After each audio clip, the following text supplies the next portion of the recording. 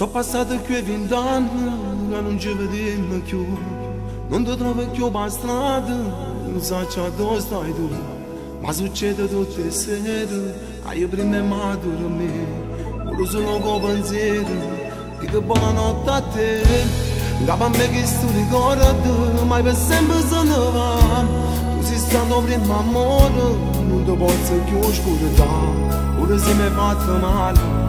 Pure se mi stai lontano, è una vita che ti penso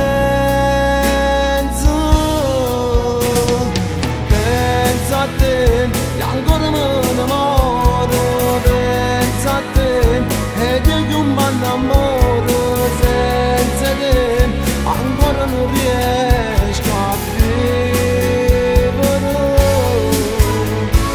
Io e te, una volta male, Stevo mezza gente ci passa, mettendo a matto tutto mondo.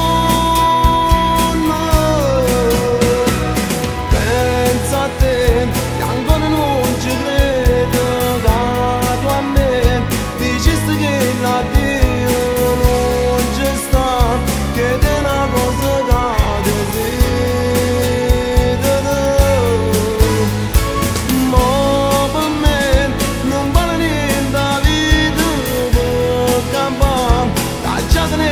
Braccio che sto sai, ma tu da me non torna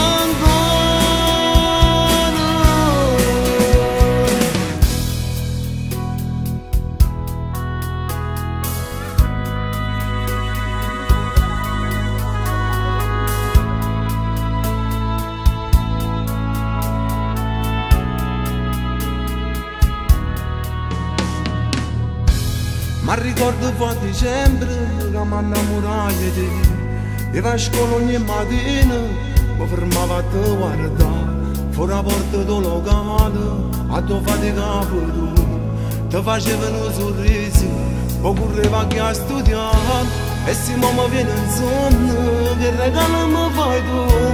Però quando poi mi scende, quanto amare stare a metà, come la cerco giorni, come oggi mi cerco male, a così pure io ti cerco. Penso a te,